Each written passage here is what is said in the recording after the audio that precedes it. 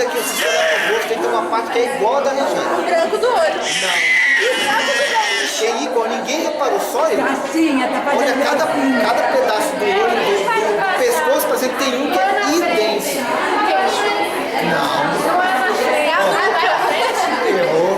Olha aqui, filho, olha pra lá, pra poder ver. Não é na frente? Dá um close aqui e olha no tamanho. Dá um close. A orelha de jiu-jitsu. Ninguém merece.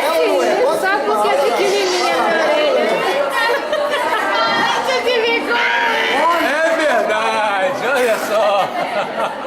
Vai comparar as duas Dá pra orelhas. fazer um close aí. Vai mesmo comparar. Pelo menos a Ele ia ser ficou moreno. Agora Quando chegar lá em casa, ele vai fazer isso. Pegar o telefone. Ele não tava com sono?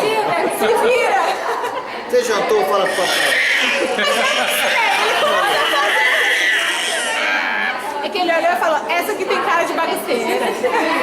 Eu tô esperando você fazer. Que susto! Eu levei um susto agora. Vai, fala dele. Mas já tá tudo preparado pra não ser pega de surpresa. Só detalhes mesmo. Agora eu já Que essa aqui quase foi pega de surpresa. Quando chega nessa semana que você tá. Ela tá me lembrando disso. E ela deve ter contado a história da médica que falou o seguinte, olha, no dia que você estiver muito animada, prepara que no dia seguinte ele E nasce. esses dias que eu acordei numa disposição, aí eu falei, caraca, ferrou, o menino vai nascer. Você, né? Eu tava muito agitada.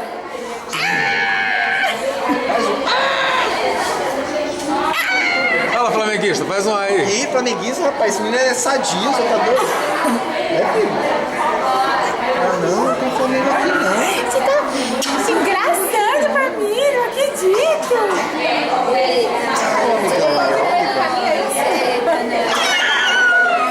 Vamos ver se você vai andar. Não, só que é cola, olha. É, claro, Tá acostumado a ficar só. claro. Ei, aqui, ó. Olha o primo filmando, ó.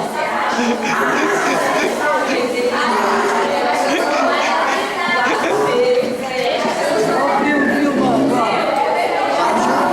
Vai soltando assim.